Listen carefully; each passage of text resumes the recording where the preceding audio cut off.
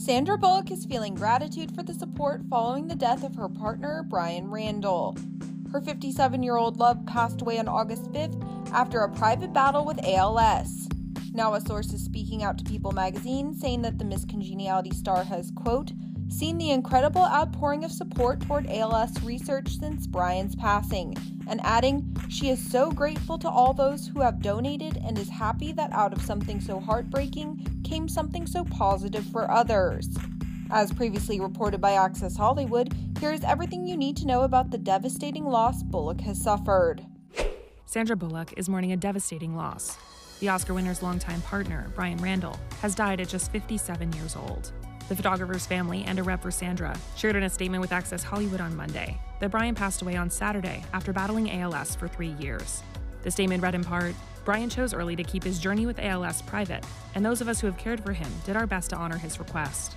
We are immensely grateful to the tireless doctors who navigated the landscape of this illness with us, and to the astounding nurses who became our roommates, often sacrificing their own families to be with ours. At this time, we ask for privacy to grieve and to come to terms with the impossibility of saying goodbye to Bryan. Sandra and Bryan reportedly met back in 2015 when he was hired to take pictures for the actress's son Louis' birthday. They later attended Jennifer Aniston and Justin Theroux's wedding that same year and have kept their relationship mostly private, stepping out for the occasional public event, including the Ocean's 8 premiere in 2018. Sandra is a mom to 13-year-old Louis and 10-year-old Layla, and she and Bryan also parented his older daughter. The A-lister previously called their blended family, quote, the best thing ever on a 2021 appearance on Red Table Talk, and praised Bryan for being the example she wanted her children to have. I have a partner who's very Christian. Right. And so there's two different ways of looking at things. And right. I don't always agree with him. He doesn't always agree with me. Right. But he is an example, even when I don't agree with him, that I go, if they can take away from that, and if that is where they feel drawn to, then he's the exact right parent. That's a beautiful way to be think about in it. this position. Sandra also answered a fan's question about partnerships after divorce, and she shed light on why she and Bryan hadn't needed to tie the knot to be devoted to each other and their family. I am someone who went through the divorce process. Right. I found the love of my life. We shared 2 beautiful children, 3 children, his older daughter.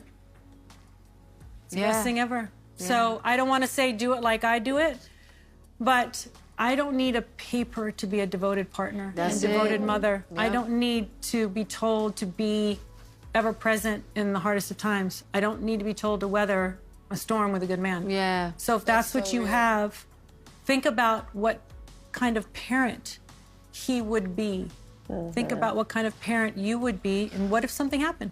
Yeah. Would you both be great parents to those children, even if you didn't make it as a couple? Exactly. Right. Think about the children first. On the red carpet for the premiere of her film The Unforgivable in 2021, Access Hollywood asked Sandra about her partnership with Bryan, and she reflected on personal changes she made to welcome such a rewarding chapter in her life. You seem like you're in a great place now and in a wonderful relationship. What's different now, and how much safer do you feel? Work. I had to do a lot of work. You know, it's you can't point fingers at anybody else. You become an adult and you point the finger at yourself, and if you want differently for yourself. I'm lucky enough that I live in a time where reaching out and asking for help is readily available. My mother, I go, oh my God, she never had the opportunity to say, I want someone to talk to. You know, therapy, and constantly working on myself, admitting when I'm wrong. I do it a lot.